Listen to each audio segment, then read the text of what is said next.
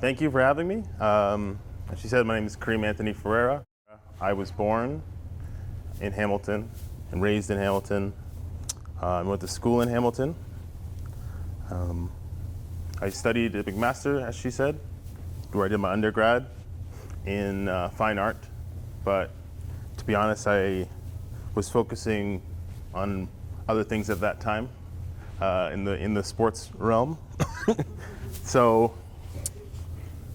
yeah, the artist has been a part of my life, my whole life. My father, as many of you know, is also an artist and a teacher. So I've grown up around the arts, and it has been definitely a passion of mine since I was young. And it did take a while for me to, I would say, commit to this as a full-time career, but it was always something that I knew I was meant to do and knew I needed to find a way to make it a self-sustaining, I don't want to say profession, a self-sustaining, I guess, activity. So I say that because at the end of university, the work that I was making, I guess, come on, don't move right. The work that I was making wasn't, I wasn't into it. I wasn't inspired by it. I wasn't necessarily driven by it. So there was a time after finishing my undergrad that I took some time off and did other things. I followed like my father, did a degree in teaching, but realized that it was definitely an art-based background that I wanted to pursue. So I started to make some more work in friends' basements, have some shows around town, and one or two out west. And with that work, I applied to a residency in New York in 2014, where it really opened my eyes to the art world and what is actually out there outside of Hamilton and outside of Canada. And from that work I used to get into grad school. And I did my MFA in Arizona and graduated just in 2020.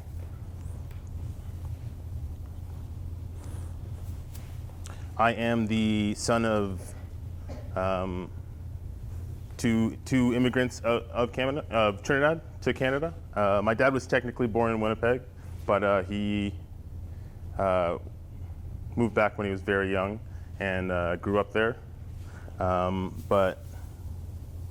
my older brother was also born in Trinidad, so I am the first of the new generation to be born in Canada. And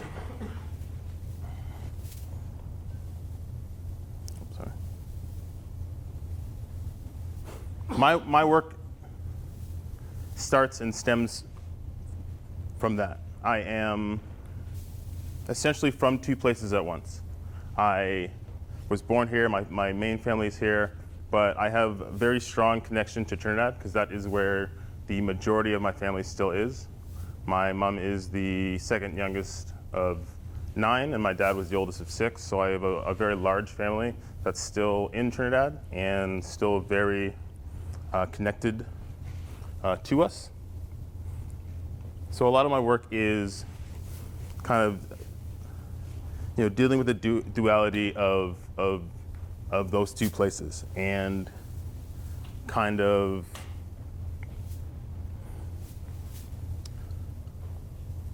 it's very drenched in nostalgia and these important moments in my life that I've kind of picked out and selected and curated. The images you see are a retelling of my life so far. They are directly from my viewpoints and my recollection of the moments or how I remember things. So a lot of the time it may not be accurate to the day or to what actually happened, but it is. I like to say that it is a curated selection of memories from me.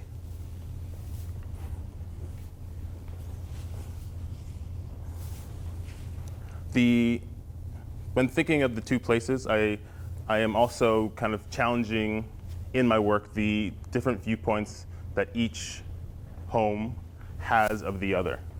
So when you think about my family in Trinidad, how they viewed Canada, majority of them have never been or have only been a few times. So them seeing Canada, this place that my parents took me and my brothers to raise, as a very cold place, as we know, thinking of it as like a winter tundra, not really having experienced the life and the culture here. And the flip side of that is the North American view of the Caribbean, thinking about it as a very marketed, resort-heavy, tourist-based part of the world. And I guess some people not understanding that, it's also home. It's also, when I'm going on vacation to Trinidad when I was younger, like over like the holidays, we weren't going on vacation. We weren't going on like a sandals resort cruise or anything like that. We were going home to see family, just in the same manner that other kids in my class were. And yeah, so I've just been thinking of those two viewpoints and kind to mesh and play with the ideas that kind of stem from that. It's also about, I guess, feeling connected and feeling at peace with both places, assimilating to both places, also feeling like an other, feeling like a foreigner in both places.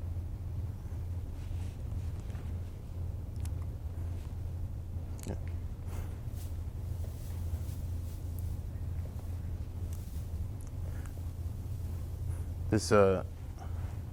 This image is called 2-inch curls. It's a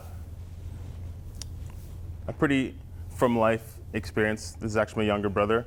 It was a shot that I pulled out from daycare when he was at McMaster University daycare. And I believe it really kind of embodies that idea of assimilating and doing your best to be a part of the culture that you're in, and also not being sure of what you're doing, but still wanting to be a part and still wanting to belong. I think his facial expression really kind of captures that idea in that moment.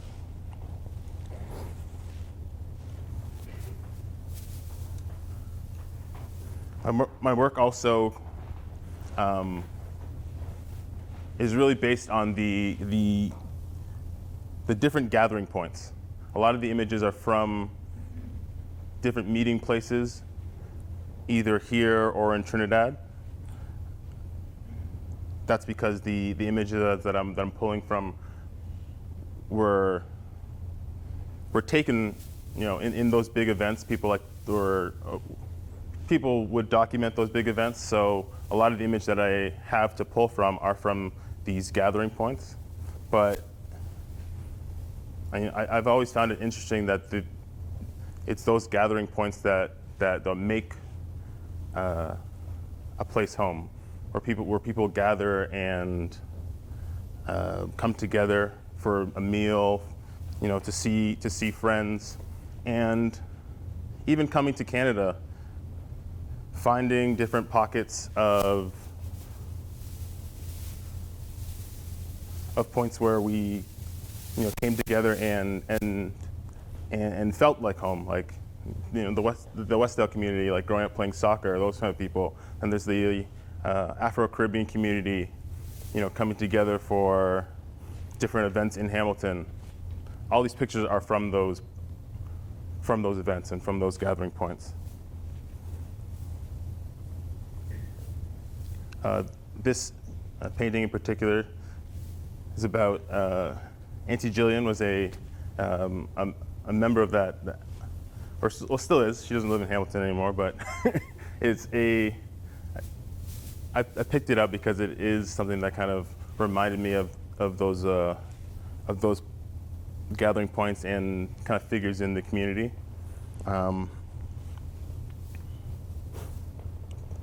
Just a very relaxed afternoon in her kitchen. She is a very good cook, and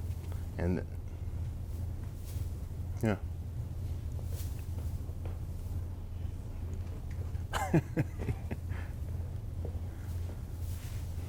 My work is also very. It depicts a lot of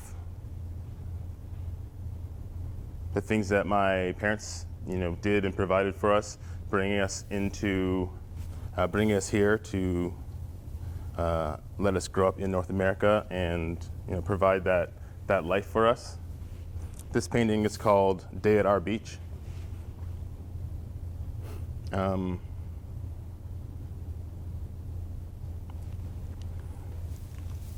This painting touches on a few of those different points. As you can see, there is a theme throughout this, and that is the water. There is on the side of this kiddie pool, there is a stylized, marketed view of being at the beach and the different, I guess, water sports you can play at the beach, and it's marketed as something that you can bring the pool to you, bring the water to you. A way of staying connected to these like fun events if you are like living in a city or living in a place that you can't get to a beach.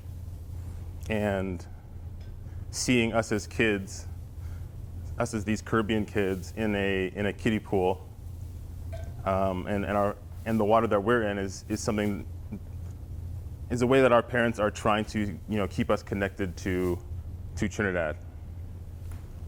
Hot day, we were probably going crazy. My dad got this kiddie pool, brought it to us, set it up in the yard, and we're out here having a great time. But then taking that image and placing it on an image of one of the main beaches that we go to when we're in Trinidad. So that is Maracas Bay. It's a definite stop every time we go home. So I just love the idea of mashing up these three different depictions of water, depictions of the beach. The beach we go to, the beach that my parents tried to provide for us and give us that experience as kids, and also that same idea of marketing the beach and the Caribbean as something that can is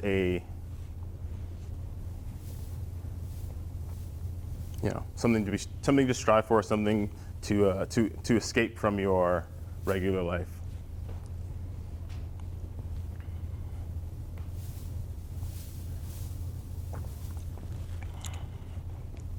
All right.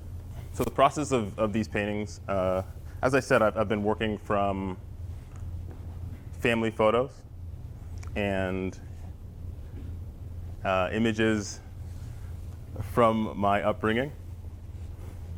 These are vernacular images, so what I've done is pick through the boxes of old disposable camera images that we have that were in my parents' basement. This is my mom. And I've, as I said, kind of picked out these important moments or things that stood out to me as a child or in my past. And what I've been doing is scanning them into the computer and manipulating them in Photoshop. And that's what's giving that curated memory for me. So as I was saying, it is my particular memory. It's how I remember it. And I'm piecing them together and kind of creating these new images.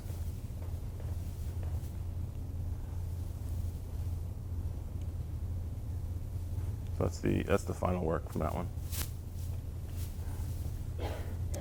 By doing this, I have the ability to, I guess in seeing the work, there might be points where timelines might not match up. Like I might use an image of a brother of mine at an age where he may have been older or younger than the actual timeline of the event. Or sometimes there might be people that are recurred in the image. So for instance, in this one, I'm in it twice. It's more as a, there is, sometimes they're used as stand-ins. Sometimes if the image is just clear enough and I can work with it, it stylistically, it works well with the image, I'll use it. But yeah, so it is what I love about it is a kind of compressing of timelines, compressing of different media forms, using the old disposable film, and also a new form of using Photoshop. So kind of combining those two different media forms. I think there's a very interesting thing at play there. That's the. What I also love about it is that it gives you, it gives me a different, the ability to kind of play with the image at different times. So this image is something that an image that I worked with, and when I drew it out and projected it large scale, I still didn't love the layout and the setup of it. So I was able to kind of, instead of having to draw it out again, play with it in Photoshop and get it to an image that I liked before I drew it out again. So I reworked it and tried out some different things. And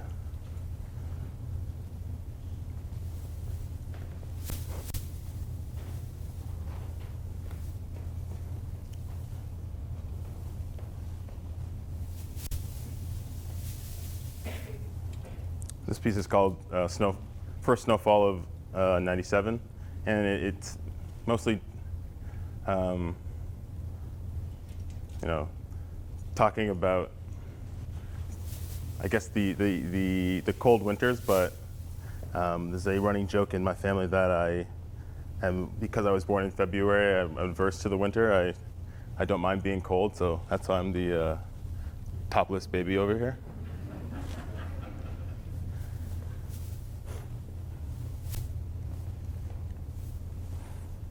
The physical process of making these paintings, I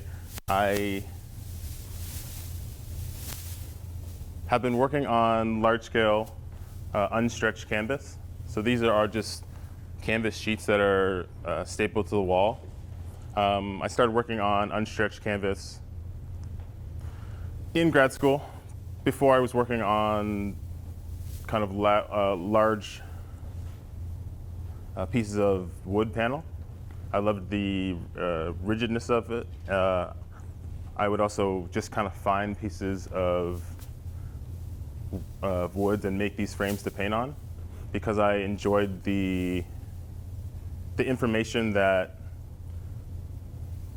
I guess, worn wood, that it kind of comes with like a background and a story just as an object, and then I guess painting on top of that, it wasn't just working from a flat white canvas.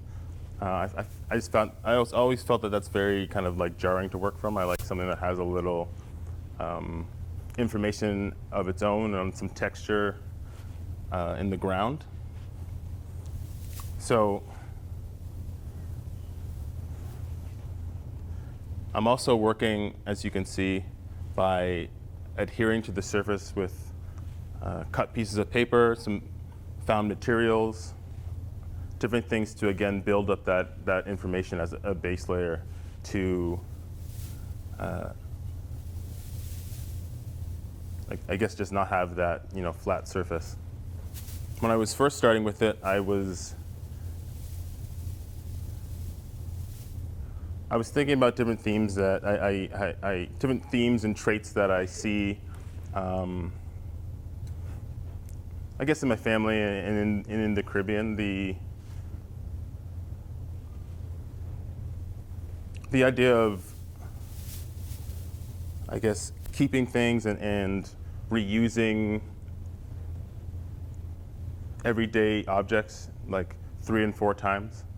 Like taking like a disposable water bottle, and then a lot of my times with my family that they're kept and then they're used as when people make pepper sauce and hot sauce, they'll keep and put them in that and reuse that, and then so the bottle.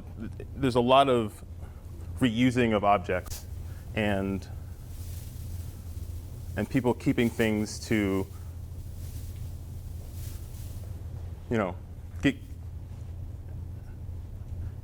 not to just waste it, to kind of extend the life, but there's a positive to that, which is the reusing and the extending of the life. But there's also a negative. There's also sometimes a buildup of things and objects in people's houses, and a lot of clutter. So I was kind of thinking about that idea and kind of having that as the base of the work, and that isn't so much in the forefront of the work anymore, but I still kind of am using that in these pieces by having that kind of ground and that built up surface to share that. It's my dad.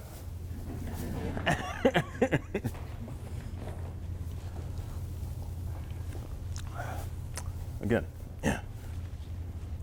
So you'll see throughout a lot of the works, you can't really see in this image, the surface is, again, built up with the paper and the material. In these pieces, you kind of, not really. Can you kind of see the texture in here, some of these? Yeah, so at first I was using a lot of things like, I guess, materials that had a little tooth that you could see, like the grain of like a burlap sacks, doilies from like table runners, things like things that I found in thrift shops and kind of around.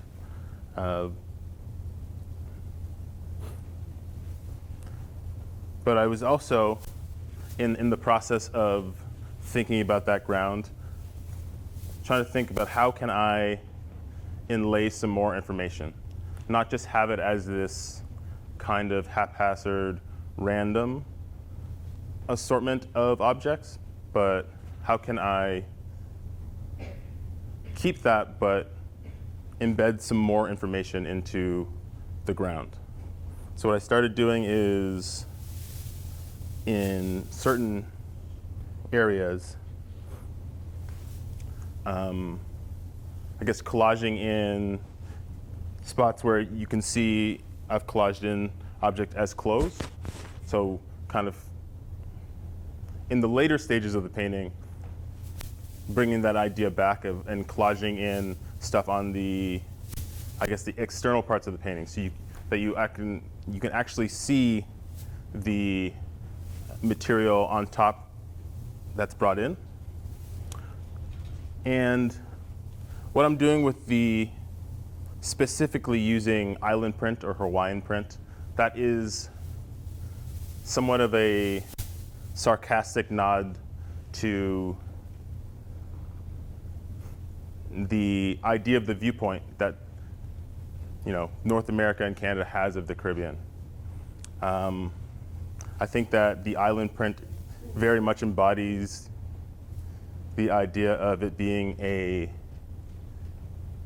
mass-produced, marketed idea of escaping your regular life for those kind of like tourist attractions.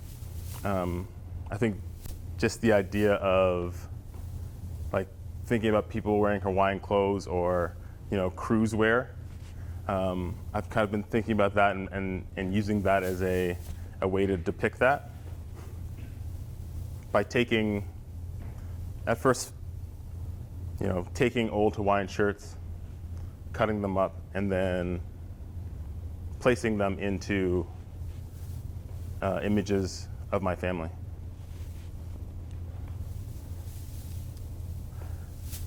But then there's the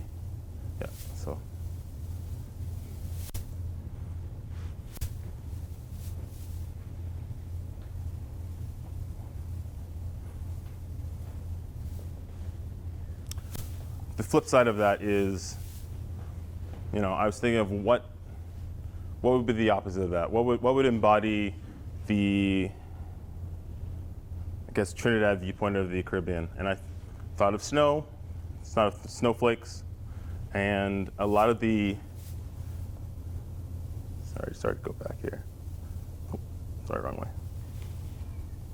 The cut paper, like once it was found like that, what I thought to do was think of the snowflake, and then I was trying to think about it abstractly, and then what I got to was, being in daycare, making snowflakes with the cut paper. So I started to cut up paper and cut into it, and these were supposed to be these abstractions of the snowflake, and embedding that into the ground as well.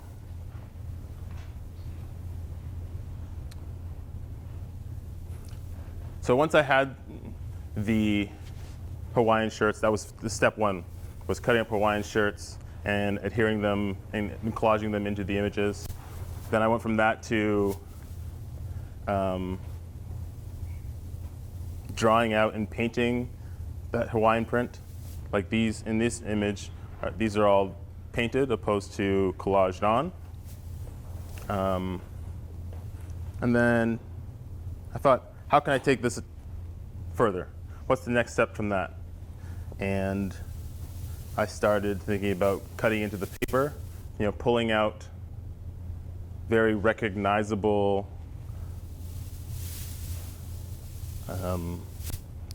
flowers or fauna or animals that instantly make you think about Hawaiian print. The hibiscus is a big part of that. And cutting them out in the paper and gluing that to the base. So you're still getting this somewhat embossed print into the paintings, and then painting over that. So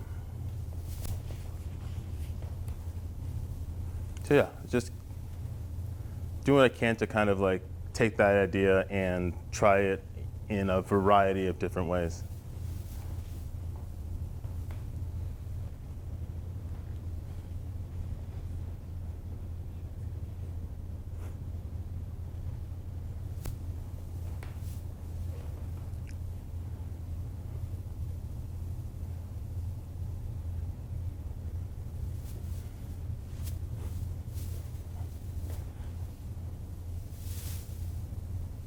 As you can see, this is an extension of that. This is one of those vanity T-shirts that you find on vacation. That's has been cut up and collaged in as well.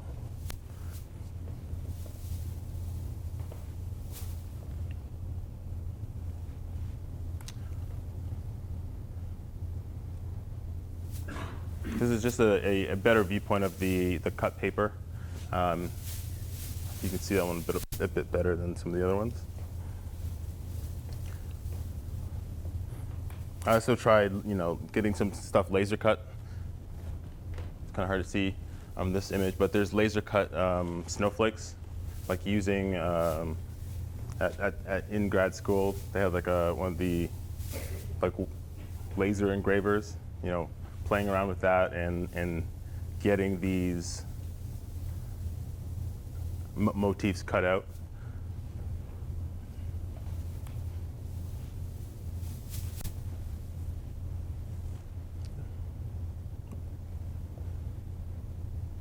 You can see some of these palm fronds that, again, with the laser cutter. So then once I had these,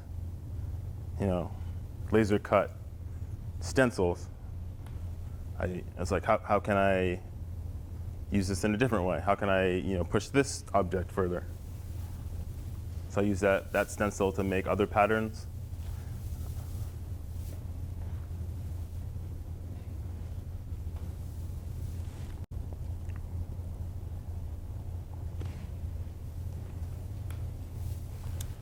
And then even when I had patterns, I've been trying to, again, push it further by cutting those patterns up into tiles and then using those tiles to create different patterns within the patterns. You can kind of see these are like little diamonds that I kind of cut out of the patterns and put them back in.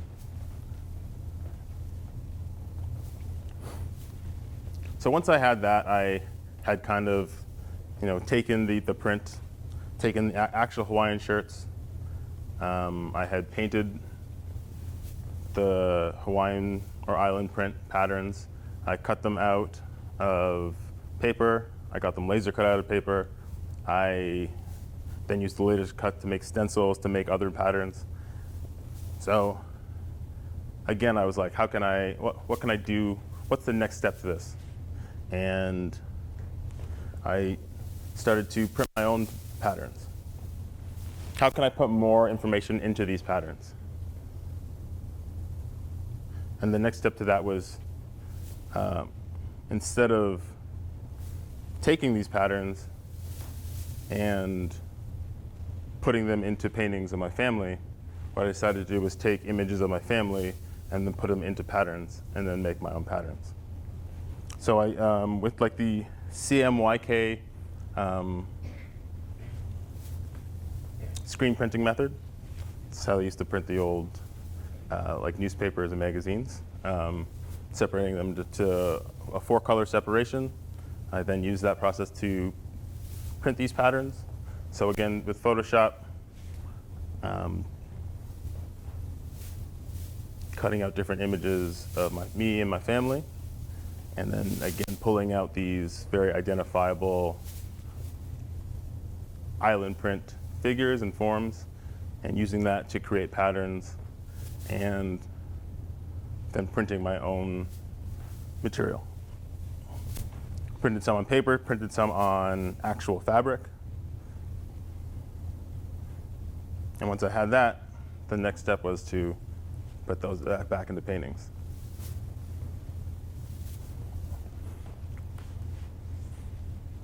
Once I had all this material, I wanted to, I guess, take and try something new with it. So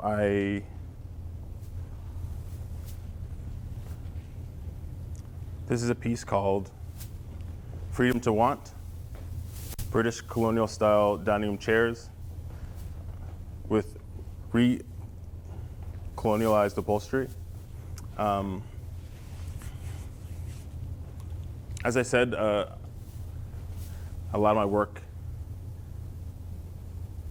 is about the gathering point, and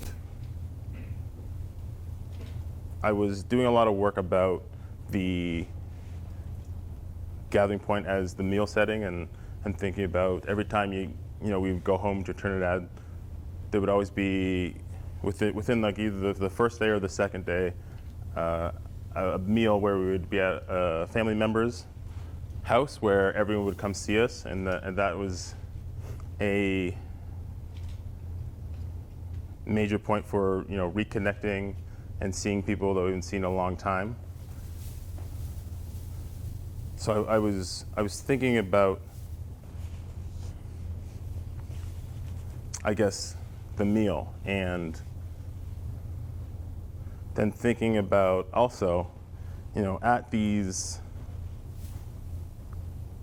aunts and elder relatives' house in Trinidad, everyone has these very kind of well-kept dining sets that at these major meals no one would even use. Everyone would be gathering like outside and stuff. And these dining sets, as I say, they're basically kept for if the royal family were to come over and eat. And then that got me thinking. Trinidad and a lot of the Caribbean islands were colonized. What's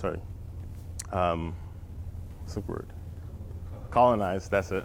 By different European countries, and in Trinidad specifically, that dining room set and that is one of the kind of like last spots where you really see this colonization. The idea of having table manners and having this proper aesthetic of these very well kept dining sets and this fine china is that's where that's coming from. That's this trail off of being colonized. So what I wanted to do with this piece was I found these chairs that mimic that style of time period and style of chair, and took that fabric that I had created that was embedded with all these ideas of the North American view of the Caribbean with the print embedded with images of my family, old pictures of my family, me when I was young, this next generation. Some of my nephews are in some of them. Both of my nephews are in some of them, I should say. And taking them and upholstering them on these old chairs, or these old style chairs. The name comes from it's a play off of the Norman Rockwell painting, freedom from want. That painting is the one where the people around the dining room table with the turkey at Thanksgiving, and that is, it's supposed to depict, a situation where you have the freedom and the freedom of safety, the freedom of knowing where your next meal is coming from, freedom of knowing that you're provided for, you have clothes on your back. So playing off of that and thinking about my parents bringing me and my brothers to Canada for that, but changing it to freedom to want, thinking about me and my brothers here, this has given us the opportunity to want more than that, to be able to pursue a career in the arts, pursue football as far as I did. And I just think that I wanted to kind of embody these ideas with that name.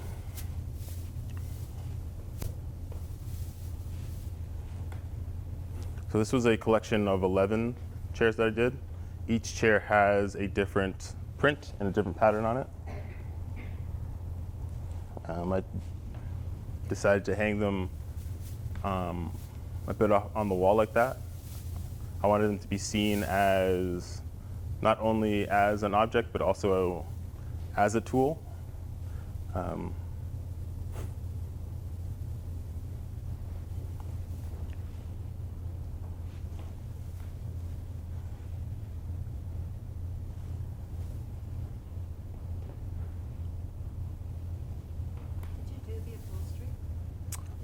I did some of the upholstery.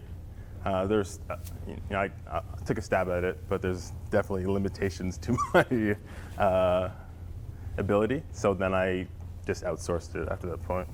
So there are some of them that I do, and you can't really tell which ones I did. So.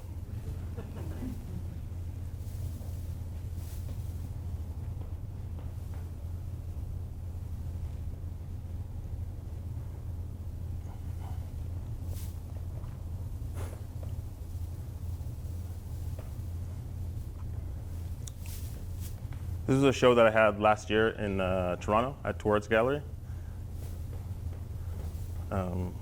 It's titled Bright Sun, Cold Winter. The images that I picked out of this specifically were selected from the first couple of years of my parents being in Canada. My parents decided to immigrate from Trinidad, a very warm country, in the middle of December. And I was born the following February. So yes, they also decided to immigrate here while my mom was quite a few months pregnant. And I guess when I was pulling these images out, my dad talked about that winter as being obviously very cold and very different, but seeing that first bright sun of the spring gave him that kind of peace to know that he, I guess, made the right choice and could do this. So, yeah, a lot of these images are from the first couple of years.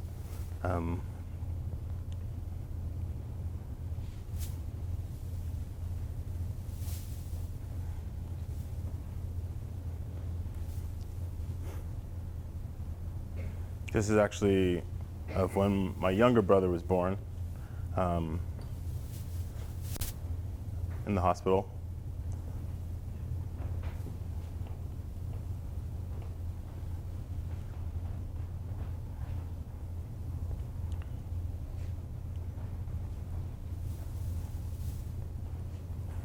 What I loved about this one is you can very much see in these eyes someone that is unsure and unaware, but doing his best.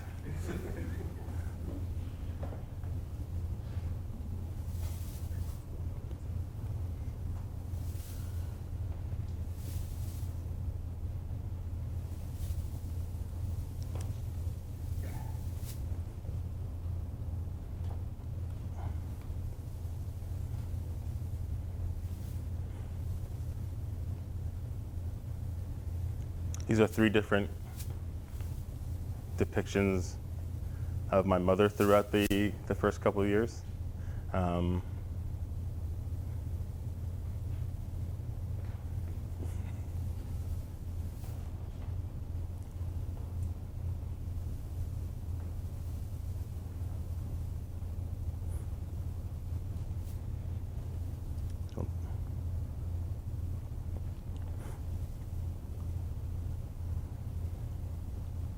The image on the left, I don't know if I have a full, bigger picture of it, but it is of This is my Aunt Cheryl. She's only aunt that I have, blood aunt that I have in Hamilton as well.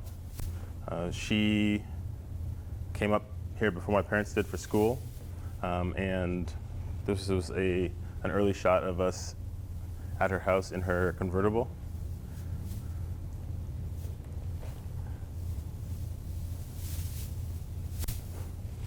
This is a depiction of my older brother's first birthday.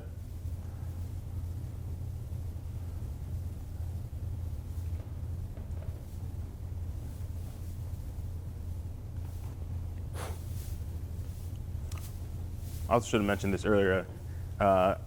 There's also a theme that I've somewhat intentionally, somewhat unintentionally have done is that there's a lot of cakes, a lot of birthday cakes. That is because, that's obviously one of those major gathering points that everyone comes out for. But in them, I like to play with the McDonald's cake. I don't know if you saw those in the other ones. That is somewhat of a nod to, growing up, a lot of the kids were having birthday parties at McDonald's. It was a place that would host, back in the day, the one at Dundas had many birthday parties there. Because it used to have the play place downstairs, and it was a spot where they would I guess take a large number of kids. So, trying to assimilate and be like other people, we'd have birthday parties there. So it was somewhat of a nod to that, kind of keeping those McDonald's cakes in there.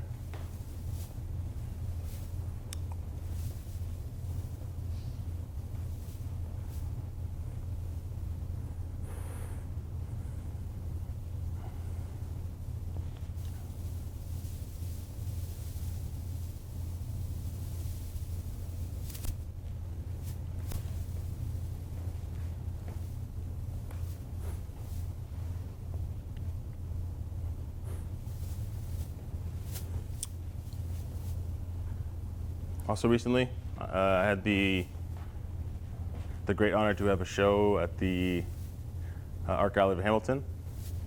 Some of you may have seen it. It was with my father as well. It was a co-show.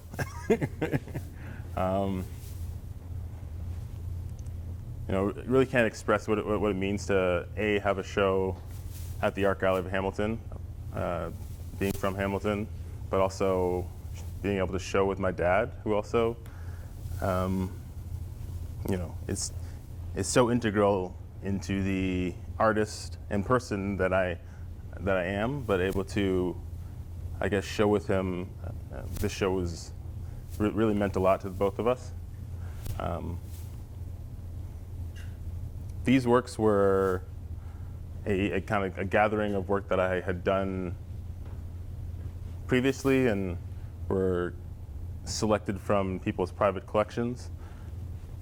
There was a lot of work that I did when I was in grad school and still living down in the States before COVID and the pandemic. So there was a lot of work that I made about Hamilton and from scenes from Hamilton that never were never able to be shown in Hamilton and I guess seen and related to by people that knew where these places were. So when this show came up and they, had the ability to bring in paintings from different parts of the world, I jumped to that opportunity, and luckily a lot of the paintings were able to be brought in for this one.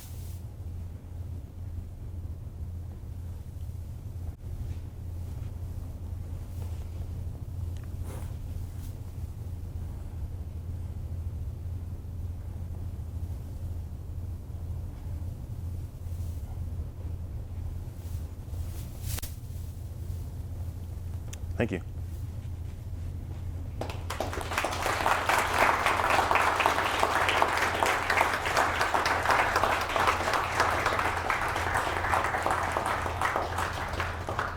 I guess we can open it up to questions. I can go back in the slides as well. So, could you go back to your process one with the two giant canvases on the screen? Because I'm Couple of questions about that. One, you have two canvases there. Do you tend to work on more than one at one time? Yeah. Yes. The short answer is yes. Because they are so large, I have the ability to kind of put up a bunch, or like I can do a lot of like the constructing of the canvases at the same time, and then like priming, and like for instance these parts kind of simultaneously instead of having to do them one at a time. I also just get bored of looking at the same painting and the reference image for too long, so I like to like take breaks or work on something else. Or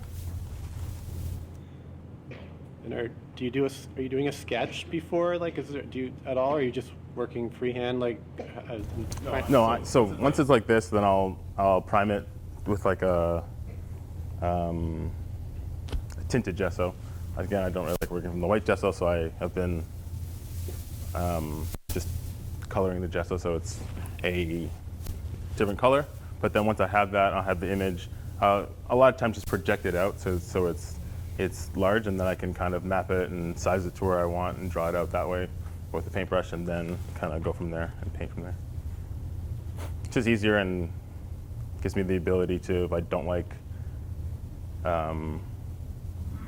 something, I can resize it quickly. Yeah. I actually have a question. What is this focus? Yep. So do you look at the image first and then start to cultivate this, or how do you get this to where it is? That is a good question. So at first, when I was working like this, it was a lot more random and scattered, and just kind of what I was doing is just like filling up the surface this way. But in the trial and error of painting, they would get moments, actually like, well, this, you can't really see it, but the material, like the burlap, painting on something that was so, I guess, rough and textured, I noticed that I was losing the ability, like the detail in those areas. So when there was moments where,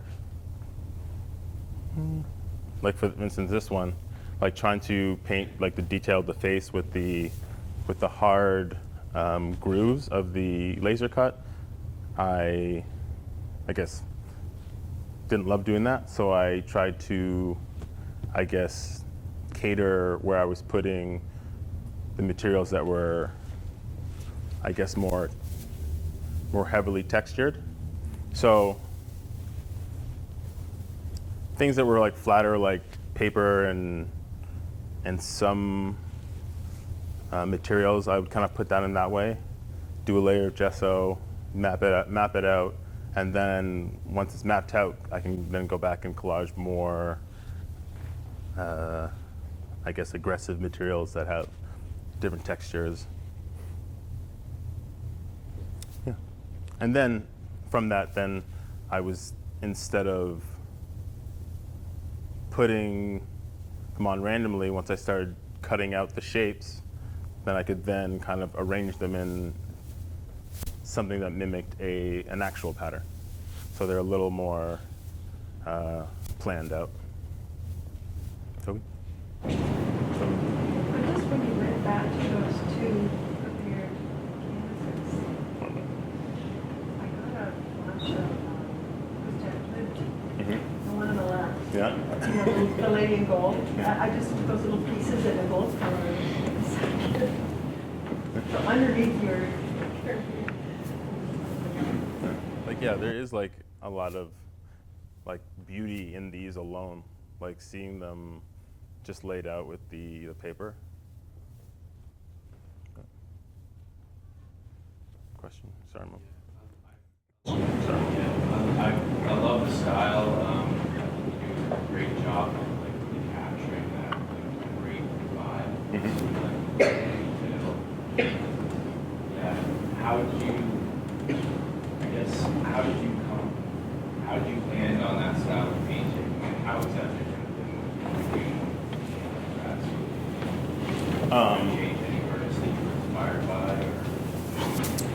I was not so much in grad school, I guess in grad school, I was, but to take it back even further in like university and stuff, I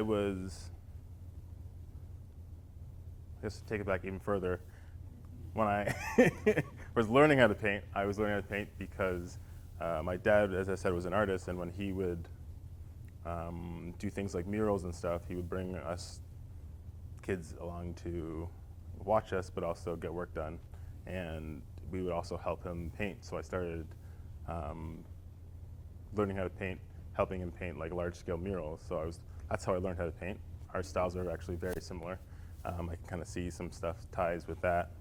But then in the stuff that I was making in undergrad, I have always been like driven and interested and knew that I wanted to make things and like create things with my hands. But the work that I was making then, I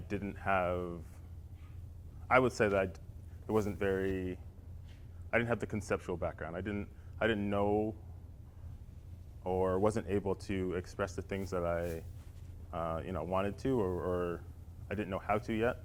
So I think, through the process and through the trial and error, I started to, and after that residency, I started to kind of look into my family for a little direction, and kind of brought me to looking at old family photos, and then kind of connecting that back to learning how to paint and painting these large, like using that as like the beginning points of it.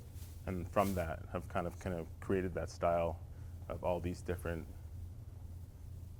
like background influences that have got me here. Yeah. There's another question. It's a similar one. I was thinking about what you said about going to New York for that residency and how it opened up the idea that there's opportunities and there's other things that are out there, and that influenced you in your MFA. I'm curious what other things triggered the evolution of the style. So not just the process, but like how you added more of the patterning and then even got to those chairs, right? And also like the other horizon of what's next. Yeah, I mean that residency, I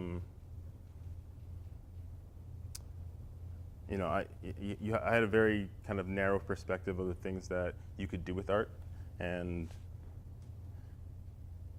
even knowing that you could legitimately do it as a kind of self-sustaining profession.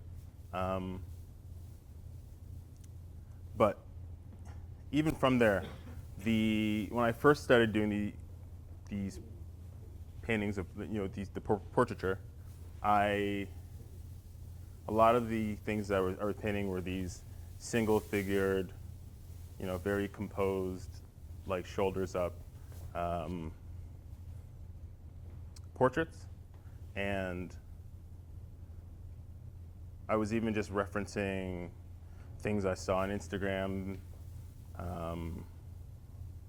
pictures of friends. So again, it wasn't a very, I guess, focused,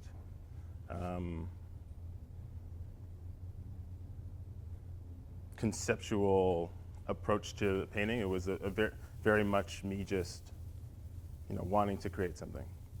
These are the things that were around me. These are the things that I saw, so I painted them. And luckily the technical background of the paintings is what gave me the opportunities to get into grad school, and from there, and even to do that residency. But in those moments, I was able to kind of like push it further and start to select the figures that I was choosing to paint for a particular reason, and that's what got me to focus on my family. And then from just focusing on my family, then I started to look into, okay, so what is my family doing? Like, what images of my family am I picking? I'm not just picking any image of my family. I'm going to focus on, a lot of these images are from these gathering points. Okay, why are we gathering there? why were we gathering there? Why were we gathering there? What ties all these gathering points together? And then even, and from that, I was looking at the gathering point of the meal, and then that led to thinking about the meal and where were we having that meal? What was around? Thinking about the dining set. Okay, these are the dining set. Why do all my aunts have these dining sets that we can't touch? And then thinking about where that comes from, So it's just been like a lot of building upon and exhausting one thing that I'm interested in, and then seeing where I can take it and seeing where these kind of offshoots of these same ideas lead to, and building upon it and taking it further. Yeah. Do you still have a question? Can you explain when you said that you had a limited view of art? What do you mean by Sorry. that? I have a limited view of. View of art. You said earlier that you were going to New York City. Oh, okay. Yeah, I just meant like a limited view of, I guess, artistic professions. I knew that you could be an artist that taught. I was thinking about people use art for like graphic design. I didn't know that people were having, careers where you can, I guess, create your own work and have shows, and from that,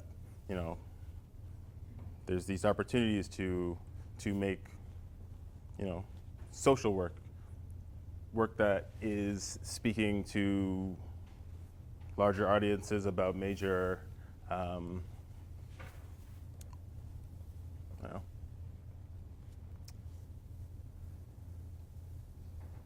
different issues. I guess that my work, I believe that it connects to people in very many different ways. The people from, my family connect to it different from even people that are also in Trinidad. People from Trinidad connect to it differently from people from North America. But there is these kind of, tying points that people can relate to in different ways. And that was definitely something that I didn't know as when I was younger. I didn't know that there was this kind of outreach that art can have, and the different ways that art can make people feel seen and heard and represented. And even by just retelling my own story, I think that there is this relatable aspect that people relate to and can feel a certain way about it.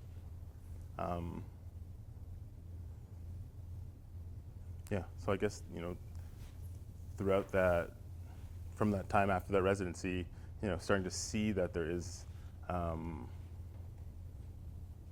lot of different things that art can do, and that kind of opened my perspective on wanting to pursue it and wanting to, and knowing that I needed to continue to make it.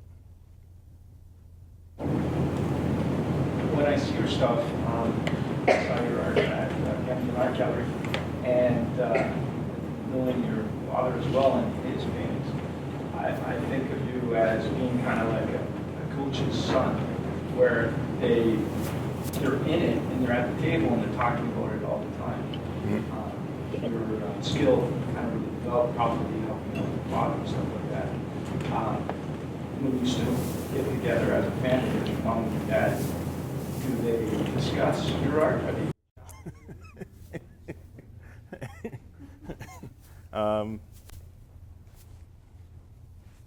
That definitely, for sure, was what our upbringing was like.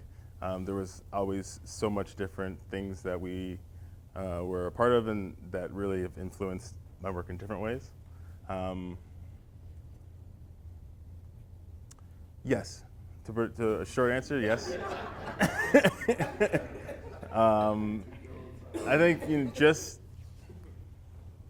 them seeing my work, what's great is that,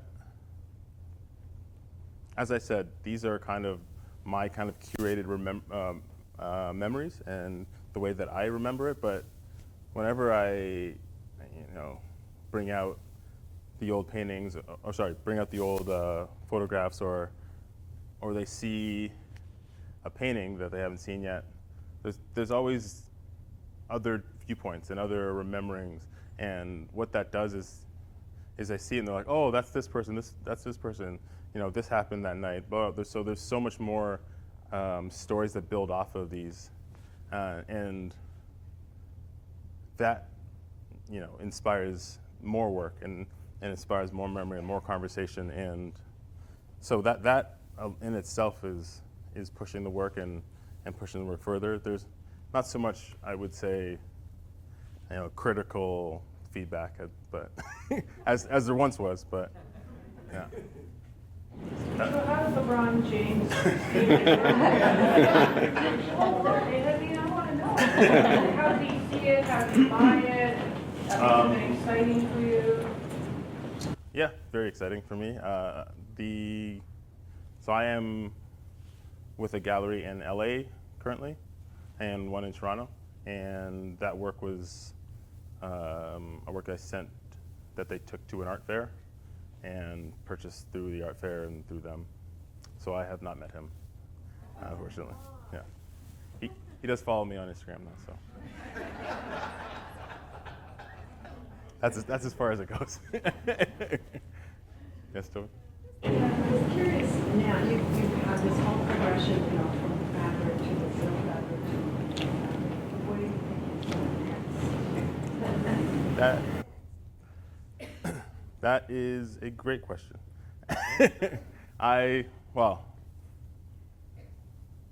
Right now I'm, working on some images that some photographs that I took myself. So I guess the next step that I've taken is that I've been working from a lot of these old photos that were taken with disposable cameras many years ago. I wanted to start to, I guess,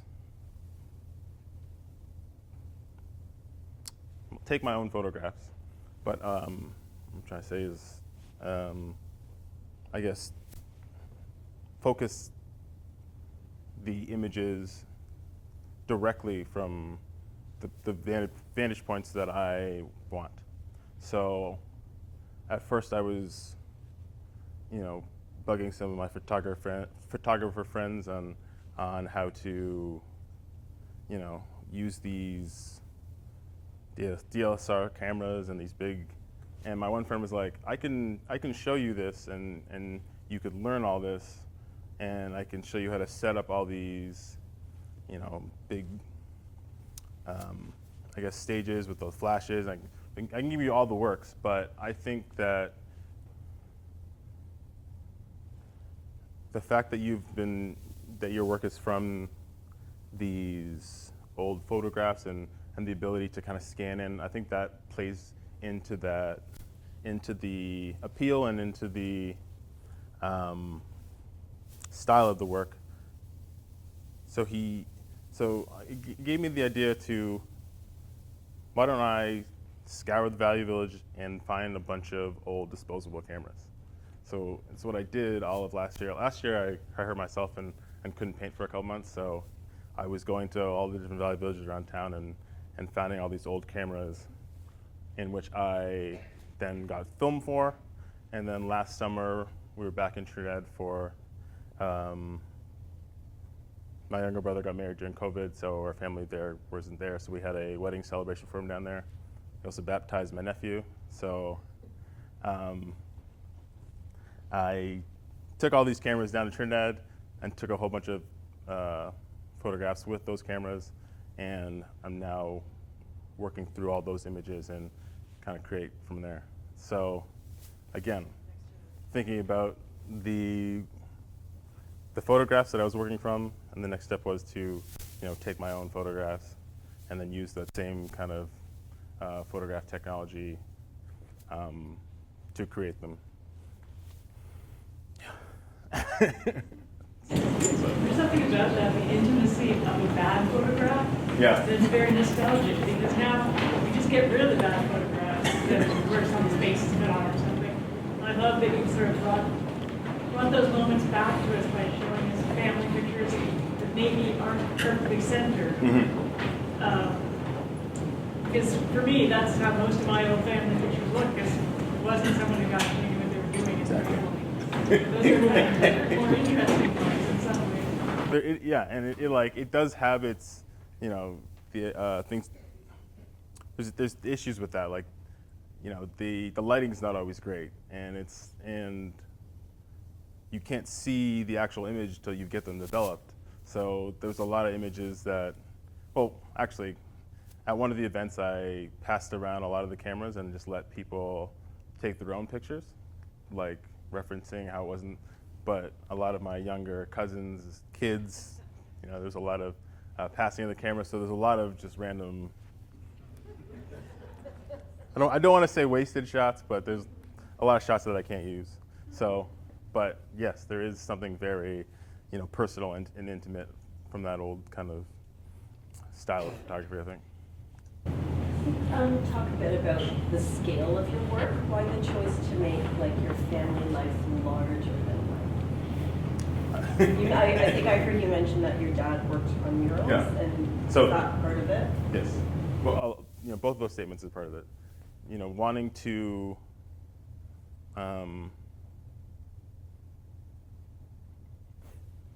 there's something about, even painting someone's portrait, having the image, but choosing to paint someone's portrait and wanting to kind of, glorify my family and my family experience and working in that size. But there's also the simple fact that I learned that size. There's very much there's too big where I feel like I start to lose my handle, and if I go too small, then I'm also, very technical. So there's a very, I think, specific range that I like to stay within. Also, just being the size that I am, I like to really feel like I'm, a part of it, and yeah, being able to, work in something that is in reference to my height or my physical ability. I think that's what leads to that, just larger size paintings. It's one at the back, yeah.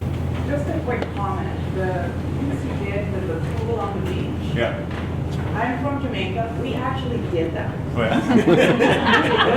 So it's not that a sarcastic piece. When I first saw it, oh my God, I haven't even thought of that in years. We used to take our pools, sometimes fill it with the water, and sometimes just ride the waves.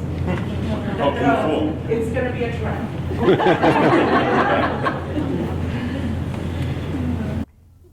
Anyone else? Oh. The colonial chairs piece is almost like conceptual art. Does that interest you? Is that another area? It's almost conceptual art. And does that interest you to go back to work in that way as well? You obviously took those the fabrics that you created and almost created a concept around that idea. Does that intrigue you as well?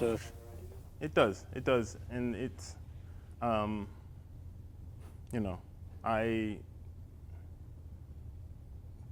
would love to kind of work again with that, the ready-made form, like taking objects that already exist and are connected, but yes. Yes, ma'am. Besides how many years that has does that emotion is speak to the depth of images? Skin deep. Mm-hmm. Yes, there are, like, number-wise quite a few layers of, you know, gesso before, the gel medium that I'm gluing, the layering of the paper, then the, you know, couple layers of gesso, then I draw it out, then I'll layer more curated fabric. Then there's the actual painting, and sometimes more collage background on the top. And then there's also even the layers that are going into creating the reference imaging. So the multiple different photos that I'm cutting up and putting together, like those, there's even layers in there. So there, you know, each piece is kind of bringing so much, you know, depth and kind of lining up different, as I said before, media forms and history. And that for sure plays into the work. There's so much that goes into me. There's so much that went into, you know, getting us here. So much that went into raising us here. So, you know, there is a, I guess, similarity to that. How much that goes into the layers that build up each painting. By chance, have a journal, diary of while you're working? No. When I'm listening to what you're saying, there's immense conversations going on within you as you go through layer to layer, piece to piece. I mean, whether that would help engage the memories or just to complement your image through the words that you may come up with. You know, like quick random memories jotted down of a reflection of what you've done. I know you could stand in front of each piece and you could say, I went through this thing, through that thing. It'd be great for the viewer of another source to see some of that process. Because that's sort of the fascination, I think. And a lot of the real stories are that painting is the end result of like chapters of a book. Yeah. And I don't know if that would be valuable. I know some artists do that, and just so that they can reflect back on the process or the thought process, you know, what they experienced. Yeah, I even like to connect to what you're saying. Like there is, even from seeing the image, like in 2D, like in a picture, like the actual experience of being in front of it and seeing that, the layers and the texture, like it's, and that's something that I love, that you can step back and see it and experience one way and then get up close and experience a different way. Even the way that the light sometimes is hitting the different ground is, you know, changes the piece. So. Yeah. When I saw your works with the photos of your gallery, then I realized that you were under building with the texture, and it makes so much sense. You know, at first I just looked at it, you know, a nice random backdrop. What was the principle? What's the purpose of it? But you know, it's part of the whole story. You know, there's a reason for it. You worked it out. Initially, you said it was just that, you know, you're putting it down, but it really didn't. Yeah. But now you deliberately. And then when I look at this, there's intricate design in this face here, you know. And I think you explained it. It relates to an image that will eventually be on there. So you know, there's a lot of meticulous thinking before, during, and I'm sure your thoughts change as you look back and reflect. And eventually, what could I have done different? Where else could I have found it? Or it's just so personal, it's just, this is what I got, you know, savor of my own, this is what is important to me. It's like, sometimes things work, sometimes things didn't work, or like, you know, I'm sorry, but what's fascinating is the progress we've made in a very short time. And the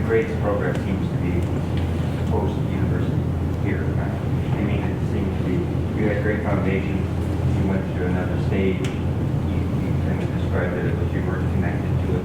You were doing things, maybe because of the side, but then, you finally found the inner drive, say, which is important to you, which I think as an observer, that's the envy of any observer to know an artist that they connect, and that's their drive to produce. Could you just speak on like the challenges or reception comparatively Canada and the States? Because it sounds like you went to the States and then were able to come back here and gain more success. Well, the States, there's a much larger audience down there. But the work is inherently about Canada because that's where I'm from. So there is things that people in the States can relate to. I think the story of people immigrating and creating a new life in a different place is something that isn't solely Canadian or to where I am. So I think that's where a lot of the reception in the States and different parts that I'm not connected to, where that comes from. But in Canada, there is it is home. It is people can connect to it, and especially some of the images that are from Hamilton. I think people have connected with that more on a personal level because they're also somewhat a part of that.